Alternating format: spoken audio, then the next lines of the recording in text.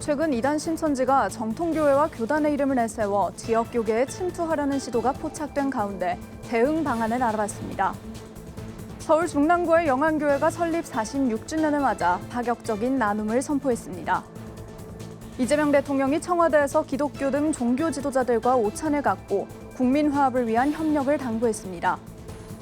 사랑의 교회가 공동의회를 거쳐 제3대 담임 목사로 윤대형 목사 청빙을 최종 결의했습니다. 전북특별자치도 기독교총연합회와 전주시 기독교연합회가 2026년도 신년예배와 할애회를 공동 개최하며 새해 사역의 시작을 알렸습니다.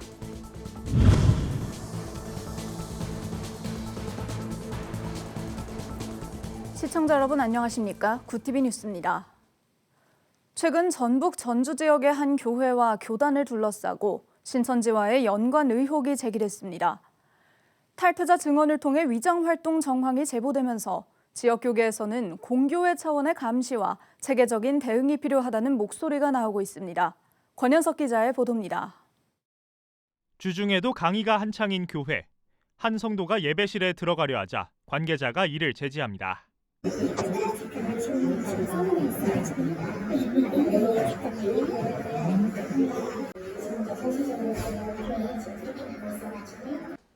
최근 구TV 보도를 통해 신천지 연관 의혹이 제기된 전주 지역의 한 교회입니다.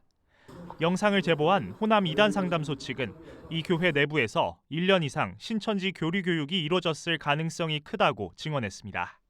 그 교회가 먼저는 신천지랑 같이 장소를 사용하고 공유됐다는 것을 알게 됐고 그 교회 목사도 신천지와 교류하고 있다는 것을 저희가 파악을 했고요. 해당 교회 담임인 A 목사는 예장 합동개혁 3일한 교단을 설립해 지난해 전주의 한 기독교 대학과 중형교회에서 2차례 목회자 컨퍼런스도 열었습니다. 신천지 탈퇴자들의 증언에 따르면 당시 강사진과 참석자 가운데 상당수가 신천지 신도로 추정되며 일부 강사는 가명을 사용한 정황도 포착됐습니다. 이 행사는 지역 교계 신문을 통해 홍보되기도 했습니다. 이 같은 신천지의 위장 포교 전략을 막을 방법은 없을까? 호남 이단 상담소 박정철 목사는 탈퇴자를 중심으로 한 지역 차원의 감시 체계가 필요하다고 조언했습니다. 겉으론 일반 교회나 교단과 구분이 어려운 만큼 신천지 내부를 경험한 이들의 증언이 사실상 유일한 식별수단이란 설명입니다. 이거는 그냥 밖에서 봤을 때는 파악을 할 수가 없어요. 그런데 내부에 있던 사람들이 그 사람들의 사진을 보거나 이름을 보고 확인을 함으로 인해서 그들이 위장이라는 것을 알 수가 있기 때문에 이 탈퇴자들이나 회심자들의 증언이나 이런 게 되게 중요한. 공교회 차원의 보다 적극적인 대응도 요구됩니다. 신천지의 포교 방식이 위장 교회 수준을 넘어 정통 교단 명칭을 활용하는 단계로 확장된 만큼 지역 교계와 연합기관의 철저한 감시가 필요한 상황입니다. 교회를 위장해서 들어오잖아요. 그래서 기존 교회 이름을 가지고 들어온 것처럼 아마 교단 자체도 위장해서 들어온 거 아닌가. 또 지역에 있는 연합회와 함께 이 일을 적극적으로 차단한다거나 홍보해서 위장 교단이다. 그렇게 홍보해서 성도들이 유혹되지 않도록. 전문가들은 개별 교회 차원의 대응은 한계가 있는 만큼 의심 정황이 포착될 경우 반드시 지역 이단 상담소나 연합기관에 문의해 구체적인 대응에 나서야 한다고 조언합니다. 구TV 뉴스 권현석입니다. 서울 중랑구의 영안교회가 설립 46주년을 맞아 파격적인 나눔을 선포했습니다. 우리 교회만 잘 되는 것이 아니라 한국교회 전체가 함께 살아야 한다며 무려 50개 교회에 1억 원씩을 지원하기로 한 건데요. 보도에 김혜인 기자입니다.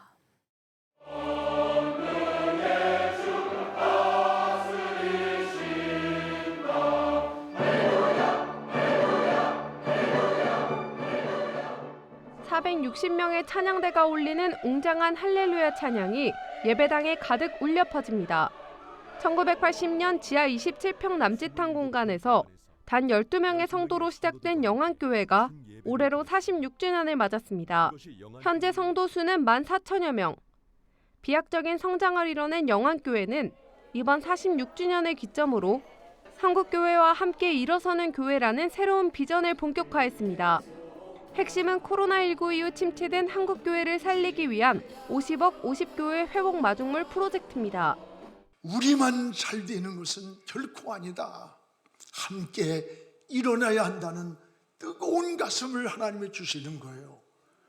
이 주주앉은 50교회를 선정해서 1억씩만 마중물을 부어준다면 한국교회에 무너져가는 50교회를 다시 살려낼 수가 있다는 생각을 가지고 우리 교회 건축을 다 준비해 놓고 있지만은 이제 우리 교회 건축을 조금 지연을 하자. 특히 당회와 성도들은 수건 사업인 다음 세대를 향한 새 성전 건축까지 미루며 이 결단에 동참했습니다. 또한 성도들은 자발적으로 유산 1% 기부를 약속하며 다음 세대 인재를 키우는 일에도 힘을 모으고 있습니다. 자기 유산의 1%를 이웃들에게 전할 수 있도록 다음 세대를 위해서 키울 수 있는 유산을 영한 희망 재단이라고 하는 것을 만들어서 이웃들을 섬기고자 합니다. 나눔의 손길은 지역사회 곳곳으로 향했습니다. 46주년을 맞아 중랑군의 탈북자와 소외 이웃 10,000가정에 1억 원 상당의 떡국떡을 전달하며 온기를 나눴습니다. 또 나아가서 우리 지역사회에 우리 주민들을 위해서 오늘 아까 보셨죠? 떡 10,000분 주신 거 보셨죠? 평소에도 이렇게 많이 주시거든요. 또 이렇게 우리 이웃 사랑하는 그 마음을 직접 실천해 주셔서 얼마나 감사한지 모르겠습니다. 이처럼 아낌없는 나눔을 진두지 위한 양병희 목사는 4년 뒤인 50주년에 은퇴하겠다는 뜻을 밝혔습니다. 개교회의 성장을 넘어 한국교회 전체의 공존과 다음 세대의 희망을 고민하는 영안교회. 이들이 쏘아올린 상생의 마중물이 한국교회를 다시 일으키는 강력한 동기이자 새로운 이정표가 되길 기대해봅니다. 구티비 뉴스 김혜인입니다. 이재명 대통령이 12일 청와대에서 기독교계를 포함한 종교 지도자들과 오찬을 갖고 국민 화합을 위한 협력을 당부했습니다. 오찬에는 한국교회 총연합 김정석 대표회장, 한국기독교교회협의회 박승열 총무, 한국기독교총연합회 고경환 대표회장을 비롯해 불교, 천주교, 천도교 등 각 종교계 지도자들이 참석했습니다. 이 대통령은 우리 사회의 갈등과 증오가 늘어나는 것 같다며 국민 화합을 위해 종교계가 계속 큰 역할을 해달라고 요청했고 참석자들은 국민 마음의 평안을 위해 협력할 것을 약속했습니다. 사랑의 교회가 공동의회를 거쳐 제3대 담임 목사로 윤대형 목사 청빙을 최종 결의했습니다. 사랑의 교회는 11일 4차례 주일 예배 가운데 공동의회를 열고 세례교인 이상 교인들의 투표를 진행했으며 99%가 청빙에 동의해 결의 기준을 충족했습니다. 앞서 교회 당회와 재직회도 청빙위원회가 추천한 윤대형 목사 청빙안을 만장일치로 의결한 바 있습니다. 윤 목사는 올해 초 입국해 1년간 동사사역을 한 뒤 내년 1월부터 사랑의 교회 제3대 담임 목사로 심우하게 됩니다. 구티비 호남 전북본부에서 보내온 소식입니다. 전북특별자치도 기독교총연합회와 전주시 기독교연합회가 2026년도 신년예배와 할애회를 공동 개최하며 새해 사역의 출발을 알렸습니다. 예배 설교에 나선 바울교회 신현무 목사는 교회는 사회적 책임을 다하며 이웃의 필요를 채워주는 공동체가 돼야 한다고 강조했습니다. 송시웅 전주시 기독교연합회 대표회장은 전북 교회들이 연합해 지역사회를 섬기고 지역의 미래 비전을 위해 함께 기도하자고 밝혔고 전북특별자치도 기독교총연합회 추이엽 대표회장은 새해에는 지역과 교회를 섬기는 전라북도가 될 수 있도록 기도하겠다고 밝혔습니다. 익산시 기독교연합회도 신년 인사회를 열고 지역 발전과 복음화를 위한 기도의 시간을 가졌습니다. 글로벌 선교방송단 전철수 선교기자의 보도입니다. 기장 남신도회 전북연합회가 제59회 정기총회를 열었습니다. 연합회는 성령과 말씀으로 가정을 세우고 세상을 섬기는 남신도의 선교적 사명을 충실히 감당할 것을 다짐했습니다. 정기총회에서는 지난 회기 업무 및 회계 보고가 이뤄졌고 이어 신임 임원을 선출했습니다. 남신도의 전북연합회는 이번 총회를 계기로 평신도 운동을 바탕으로 교회와 지역사회를 섬기는 다양한 선교 사업을 강화할 계획입니다. 글로벌 선교방송단 김무창 선교사 기자의 보도입니다. 순복음 강북교회와 영산선교회가 중증장애인의 임의용 봉사와 식사 나눔을 전개했습니다. 봉사자들은 양평 천사의 집을 방문해 따뜻한 찬양과 함께 중증장애인들을 위한 봉사활동을 펼치며 주님의 은혜와 사랑이 늘 함께하길 기도했습니다.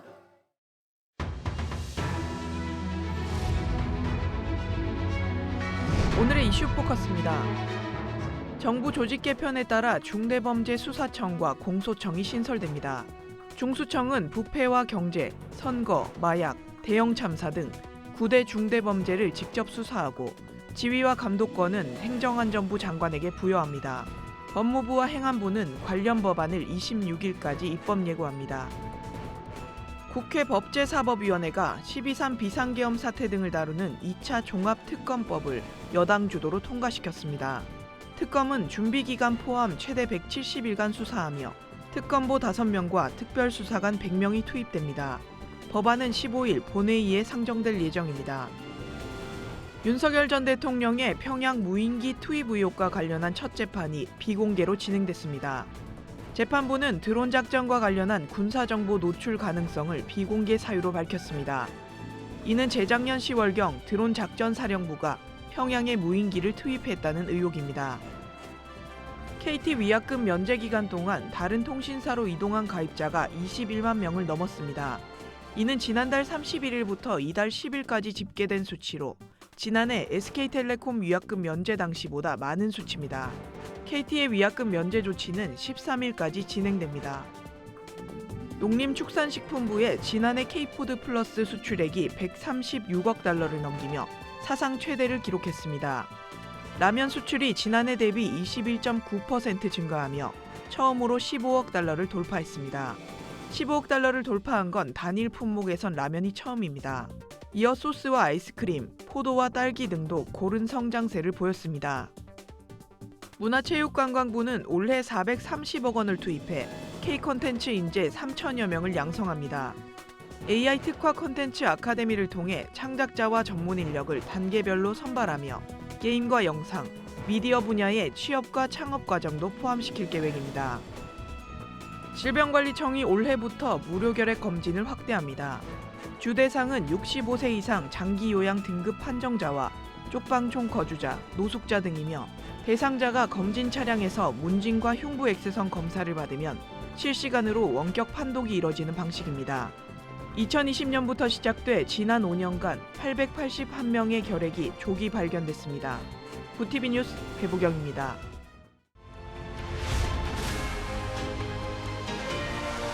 구티비 월드와이드입니다. 이란의 경제난 항의 시위가 2주 넘게 이어지면서 사상자 규모가 빠르게 늘고 있습니다. 이란 인권단체 IHR은 11일까지 최소 192명이 숨졌다고 밝혔습니다.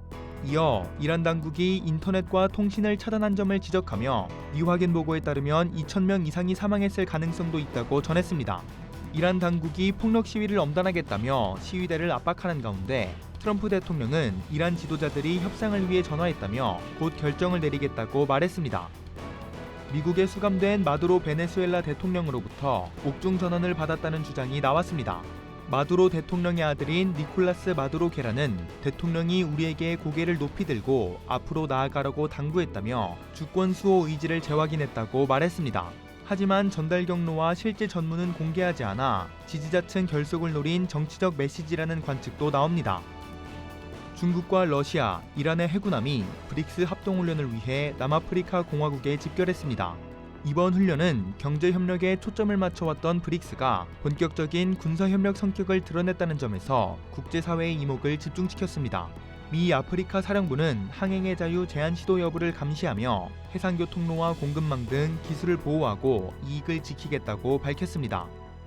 트럼프 미국 대통령이 그린란드 매입 가능성을 언급한 가운데 미국과 덴마크, 그린란드의 외교수장들이 다음 주 워싱턴에서 3자 회동을 갖습니다. 덴마크는 1979년부터 헌법상 자치령인 그린란드의 외교권을 행사하고 있습니다. 하지만 그린란드 정치권에선 덴마크를 배제하고 미국과 직접 대화하자는 기류가 강해지며 3자 협의는 난항을 겪을 것으로 예상됩니다. 일본 정치권에서 중의원 조기 해산과 총선 가능성이 거론되고 있습니다. 요미우리 신문은 다카이치 총리가 중의원 해산에 대한 검토에 착수했으며 선거 일정도 거론됐다고 보도했습니다. 중의원 해산은 총리의 가장 강력한 권한으로 다카이치의 지지율이 높은 시점에 국회를 다시 구성해 권력 기반을 공고히 하려는 전략으로 해석됩니다. 한편 야권은 정치 공백을 지적하며 반발했습니다. 국제구조위원회가 올해 분쟁과 박해 등으로 인도적 지원이 필요한 인구가 2억 4천만 명에 달할 것이라고 전망했습니다. 위원회는 무력 분쟁을 겪는 국가가 외교 재정적 대응에도 실패하며 대규모 사망과 기근, 강제 이주가 동시에 심화하고 있다고 말했습니다. 이어 현장의 위기는 국제사회의 무대응이 만들어낸 결과라며 질서 있는 세계를 재구축해야 한다고 당부했습니다. K-팝을 주제로 한 넷플릭스 애니메이션 시리즈 K-팝 데몬헌터스가 미국 골든글로브 어워즈에서 2관왕을 차지했습니다. 현지 시간 11일 열린 제83회 골든글로브 어워즈에서 캐데어는 주토피아2와 엘리오 등을 제치고 최우수 애니메이션 영화 부문을 수상했습니다. 또 영화 내 삽입곡인 골든으로 최우수 주제가상도 받았습니다. 구티비 뉴스 전도헌입니다.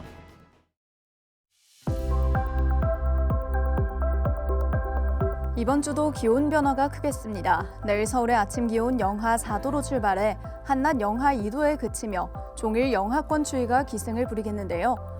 이번 추위는 수요일 아침까지 이어지다가 낮부터 조금씩 누그러질 전망입니다. 이어서 전국 날씨입니다. 내일 한낮 최고 기온은 서울 영하 2도, 강릉 1도가 예상됩니다. 남부지방의 경우 대구 4도, 광주 5도, 부산은 7도를 보이겠습니다. 날씨였습니다. 이단들의 위장포교는 여전히 끊이지 않고 있습니다. 교회와 성도들의 경각심만으로는 대응에 한계가 있는데요. 이단 탈퇴자와 전문가로 구성된 감시단은 현장을 잘 아는 실효적 대안으로 제시됩니다. 건강한 공동체를 지키기 위한 이단 대응 체계가 한층 더 촘촘하게 가동해야 할 시점입니다. 이상으로 뉴스를 마칩니다. 함께해 주신 여러분 고맙습니다.